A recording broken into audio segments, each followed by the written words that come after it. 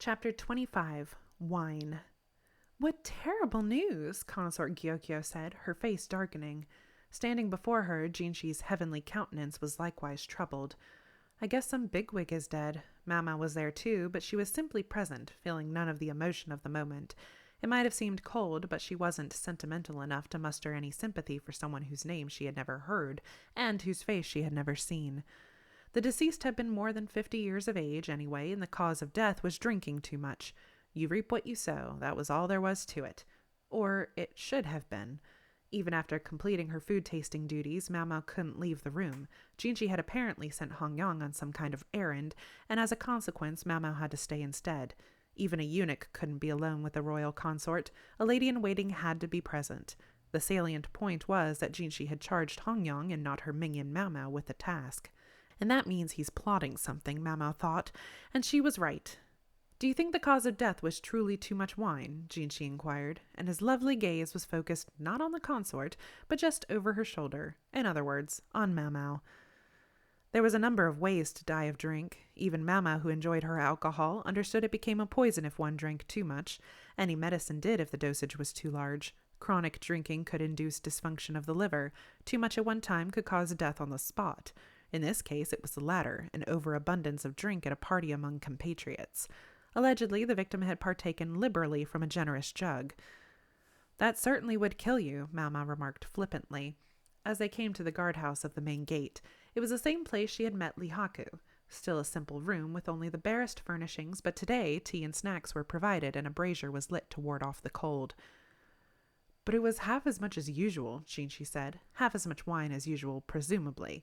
Galshwin took something from a serving girl who appeared from outside the rear palace. The girl said nothing, only bowed her head and withdrew. "Frankly, I can't bring myself to believe he died of drink," Jinshi said. "Not Conan." Conan was the name of the dead man. He had been a splendid warrior who drank wine by the jugful, and from what Jinshi and Gyokyo said, he wasn't a half-bad person either. Galshwin placed the object he'd received from the serving girl on the table. It was a gourd flask. Galshwin poured from it into a small drinking cup. "What's this?" Mao asked. "The same wine that was served at the party," Jinshi informed her. "We took it from one of the other jugs that was present. The one Conan was drinking from had been overturned and all the contents spilled out. So we'll never know if that jug had poison in it. After all, poison would be the next obvious culprit if it wasn't the wine proper that had killed him." Quite right. Jinshi obviously knew how unrealistic his hopes were, bringing Mao this alcohol to examine. The fact that he did so anyway, that he clearly wanted closure on this matter, made her curious. Did he owe the dead man a favor? He just needs to turn that stupid charm back on, Mama thought. Lately, Jinshi had looked so much more childish to her. She couldn't help it. Honestly, it was easier on her when he huffed and puffed and ordered her around. Now she brought the wine to her lips and lapped at it gently with her tongue. "Hello? What is this?" The wine tasted both sweet and sour at once. It was as if it had started out sweet and then someone had added a pinch of salt. "It's like cooking wine." "A most unusual flavor," she commented, looking intently at Jinshi. Yes, it was Conan's personal preference. He had quite the sweet tooth. He enjoyed a sweet wine and would only take sweet snacks with it. Jinshi almost seemed in a rapture as he described the deceased. Conan could be presented with the finest smoked meats or luxurious rock salt, but he wouldn't touch them, according to Jinshi. Way back when, he used to enjoy more savory foods, but then, one day out of the blue, he completely reversed himself, so much so that almost all of his meals became exclusively sweet. The hint of a smile, genuinely spontaneous it seemed, drifted across Jinshi's face. "Sounds like he was flirting with diabetes," Mama said, unsparingly presenting her opinion. "Don't sully my memories with bleak reality, if you please," Jinshi said ruefully. "So a man who likes savory foods suddenly prefers sweet ones instead." Mama thought as she drained her cup and poured more alcohol from the gourd. She drank it down and repeated the process. Jinshi and Galshwin were watching her closely, but she ignored them. When the gourd was about half empty, she finally spoke. "The snacks served with the alcohol at this party. Was there salt involved?" "Yes, rock salt, mooncakes, and cured meat were served. Shall we prepare some of the same for you?" "No, thank you. I'll be done drinking this stuff by the time it's ready." If they were going to offer me snacks, I wish they'd done it sooner. A good salty meat would have complemented the wine perfectly. "That's not exactly what I was thinking," Jinshi said, annoyed. Mau poured herself more wine. She paid no heed to Jinshi's transparent disbelief that she was going to resume drinking. The chance for a tipple was such a rare one, outside the occasional mouthful she tasted for poison, and she was going to take advantage of it. "Do you have the actual jug Master Conan was drinking from?" "Yes, although it's in pieces." "That's fine. Let me see it. Oh, also, there's something I'd like for you to check into for me," Mau informed them. The next day, Jinshi summoned Mau once again. They came to the same room as before. Jinshi's customary place of business seemed to be the office of the matron of the serving women, but her quarters had been quite busy recently with women coming and going. The offices of the other two service divisions were much the same. Maybe it had something to do with the approaching end of the year. I knew it, Mau thought as she reviewed the paper summarizing the results of the investigation she'd requested. She looked at the shard of pottery that had likewise been brought to her, where it sat on the wrapping cloth that had been used to transport it. There were whitish grains stuck to it. She picked up the shard and licked it. "Are you sure it's safe to be doing that?" Jinshi reached out as if he might stop her, but Mau shook her head. "It's not poisonous. There's not enough of it for that." Her words sounded portentous, but clearly puzzled Jinshi and Gaoxuan. Mama went over to the brazier with the paper wrapper that had held the report and started it burning. Then she held the shard of the jug near the flame. The color of the fire changed. "Salt?" Jinshi asked, peering at the flames. He had evidently learned his lesson from the last time she'd shown him this trick. "That's right. Apparently there was so much of it in this jug that even after the liquid evaporated, grains of it remained." There had been salt in the wine Mama had tasted as well. Not something added during the production process, but more like the sort of stuff that might be served as a snack.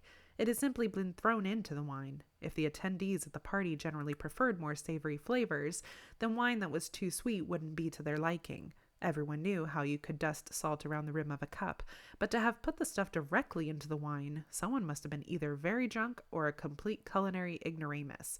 A pinch of salt was one thing and would have been fine, but the jug Conan had drunk from had contained copious amounts. "Salt is essential to human survival, but too much of it is toxic," Mau said. In that respect, it was like wine. Too much at once could be fatal. When she considered the amount of wine Conan had drunk and the quantity of salt dissolved in it, it seemed a possible cause of death. "But that doesn't make any sense," Jinshi said. "No one could fail to notice they were drinking something that salty." "I believe at least one person could." Mau turned the report toward them. It contained details of Conan's personal habits. "You told me, Master Jinshi, that one day Master Conan spontaneously went from preferring salty foods to preferring sweet ones, yes?" "Yes, that's right," Jinshi said. "Wait, you can't mean—" "Yes, I think perhaps he stopped tasting saltiness." This man Conan had been a capable bureaucrat, diligent and dedicated to his work. His self-control, bordering on stoicism, was evident even from the somewhat superficial report. After the death of his wife and child in a plague some years ago, it said, he had lived for his work. Wine and sweet treats were his only pleasures. "There are some illnesses that can rob a person of the sense of taste. They're said to be caused by imbalances in diet or sometimes stress. The more straight-laced a person was, the more repressed their spirit could become, and the burden created by that condition could lead to illness." "All right, who put the salt in the wine then?" Mau cocked her head. "It's not my job to figure that out." Armed with the facts that the other jugs had been salted as well and that Conan was a very serious person, she suspected Jinshi could work out the rest. Not everyone liked a diligent worker. They might decide to play a little prank on him while he was drunk. And when they saw he hadn't even noticed their joke, they might decide to lean into it until he did. Sometimes the alcohol takes over, so to speak, but would the perpetrators ever have expected this result? Cowards, running away like they did. Mau had pulled up short of spelling it all out, though she could have. She was no more eager than anyone else to be the proximate cause of somebody's brutal punishment. Even though with all the clues she'd given Jinshi, it was as good as if she'd told him herself. Jinshi said something to Gaoxuan, who subsequently left the room. Jinshi gazed after him for a moment. Careful observation revealed a small tasseled ornament mounted with an obsidian on his belt. "Is that a mourning emblem? And was it deliberate that he had made it so inconspicuous?" "My apologies. I appreciate your help," Jinshi said, turning that transcendent smile on her. "Not at all." Mama was keenly curious what the connection had been between Jinshi and Conan, but she held herself back from prying. If it turned out to be something indecent, I might be sorry I asked. After all, one could never be certain who was related to whom and in what way. Instead, she tried a less loaded question. "Was he really such an outstanding person?" "Indeed. He was quite good to me once, when I was small." Jinshi didn't elaborate, but closed his eyes. He seemed to be thinking back into the distant past, and it made him look like an ordinary young man. It was an effect Mama rarely saw from his preternaturally beautiful face. Huh, I guess he's human after all. It was too easy with Jinshi's unearthly beauty to forget that he was born of a woman just like anyone else. It might have been easier to believe sometimes that he was the 1,000-year-old spirit of a peach.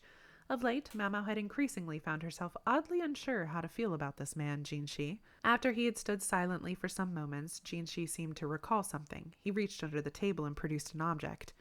A gourd? Mamo asked. He had come up with a gourd of substantial size. She could hear a splishing sound from whatever was inside it. Not the stuff from yesterday, though, he said.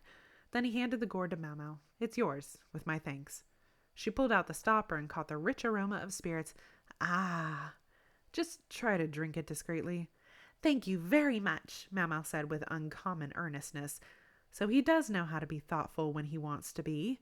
Shortly thereafter, she was confronted with a saccharine smile. She glanced at it reflexively. Yes, it was still the same eunuch. I can't say you look very grateful at the moment, Jinshi said. Is that so, sir? Well, perhaps you should worry less about my expression and more about the work you have to do now. For some reason, she thought she saw a tremor run through Jinshi, so she was right. He had shirked his business to come talk to her. It's one thing to have too much time on your hands, but to actively ignore your job? Perhaps you should go take care of it before the tasks pile up too much. Mamo conveniently ignored the fact that she hardly did any work herself. Jinshi blinked. For a second he looked pained, but then a thought seemed to occur to him. A nasty, mischievous grin came across his face. Oh, I'm working quite diligently, he said. In what way, sir? Jinshi stroked his chin thoughtfully. One of the legal proposals that came across my desk suggested that in order to keep young people from drowning themselves in drink, there should be an age limit on the drinking of wine. Mama looked at him open-mouthed. It recommended drinking being forbidden before 21 years of age. His grin got even nastier. Master Jinshi, I beseech you not to pass such a law. I'm afraid it's not up to me alone, he said, his smile like a blossoming flower as he observed the misery on Mama's face. Her lip curled down. She did the only thing she could do and looked at him like an overturned beetle. Chapter 26. 2 sides to every story. Gaoshun placed a lacquered box on the desk and took out a scroll from inside. The report you requested has finally arrived. Nearly 2 months had passed since Jinshi's instructions to find any serving women who had sustained a burn. That took too long, Jinshi said, looking up sharply. My apologies. Gaoshun made no effort to add any excuse. It was a matter of principle with him not to do so. So who is she? Sir, surprisingly highly placed. He unrolled the scroll on Jinshi's desk. Fong Ming of the Garnet Pavilion, chief lady-in-waiting to the pure consort. Jinshi let his chin rest on his hands, his eyes cold as he scanned the paper. Ah, young miss, come with me, won't you please? When Mamo arrived to help with medical matters, this was the first thing out of the mouth of the layabout, the doctor. A eunuch was nearby, apparently with a message. He had evidently come to summon the physician. What on earth has you so upset? Mamo asked, smelling trouble. The quack was practically quaking as he begged her for her help, though, so she obliged and went with him. They soon found themselves at the guard post by the north gate. Several eunuchs were standing and looking at something, surrounded by a gaggle of serving women.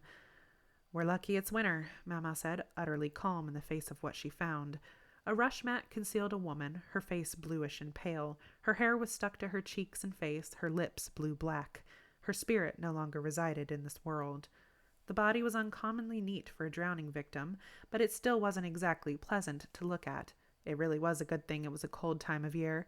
Typically, it would fall to the physician to inspect the corpse, but at present he was cowering behind Mama like a little girl. A quack, indeed. The dead woman had apparently been found that morning, floating in the outer moat. From her appearance, it was clear she was a servant of the rear palace, hence why the quack doctor had been summoned. The business of the rear palace was to be taken care of by the inhabitants of the rear palace. Young lady, perhaps you could look at her for me, the doctor implored, his loach mustache quivering, but Mau was unmoved. Who did he think she was? No, I couldn't. I have been instructed never to touch a dead body. What a strangely specific instruction. The needling comment came from an all-too-familiar heavenly voice. The girls gave the by now customary squeals. It was almost as if they were watching a stage show. Good day to you, Master Jinshi. As if it could be good with a dead body lying right there. Mau, as ever, regarded the handsome youth, totally unimpressed. There was Gauchwin behind him, as usual, conducting his standard business of beseeching Mau with his eyes to be courteous. "Very well. Well, doctor, might we trouble you to take a proper look?" "Very well." The quack flushed and moved to examine the corpse without much conviction. First, visibly trembling, he pulled away the rush mat, provoking some screams from the assembled women. The deceased was a tall woman wearing hard wooden clogs. One of them had come off, exposing a bandaged foot. Her fingers were red, the nails cruelly damaged. Her uniform was that of the food service. "You don't seem too bothered by this," Jinchi remarked to Mau. "I'm used to it. Beautiful as the pleasure district might appear, one step into its back alleys and hidden corners could reveal a world of lawlessness. It wasn't so uncommon to discover the body of a young woman, raped, beaten, and left for dead. It was easy to see the women of the pleasure district as being trapped in a cage, but by the same token one could say that they were protected from its dangers. Brothels treated their courtesans as merchandise, yes, and one wanted merchandise to last a long time and not be damaged. "I'll be very interested in your perspective later." "Certainly, sir." She doubted she could be of much help, but she didn't deny him. It would have been impolite. It must have been so cold. When the doctor had finished his examination, Mau delicately covered the body with the mat once again, as if it made any difference now. Mau found herself escorted into the guard post by the central gate. The matron's office must have been busy again. She presumed Jinchi didn't want to have this conversation in the Jade Pavilion. It wasn't appropriate for the ears of a child. "I think it's about time he got his own damn place," Mau nodded politely at the eunuchs standing before the door. "The guards are of the opinion that it was suicide," Jinchi informed her. The woman had ostensibly climbed up on the wall, then flung herself into the moat. She was, as her outfit had suggested, one of the lower-ranking women of the food service. She had been accounted for at work until yesterday. In other words, she had died sometime the previous night. "I don't know whether it was suicide," Mau said. "I do know that she didn't do it alone." "And how is that?" Jinchi asked, looking regal as he sat in his chair.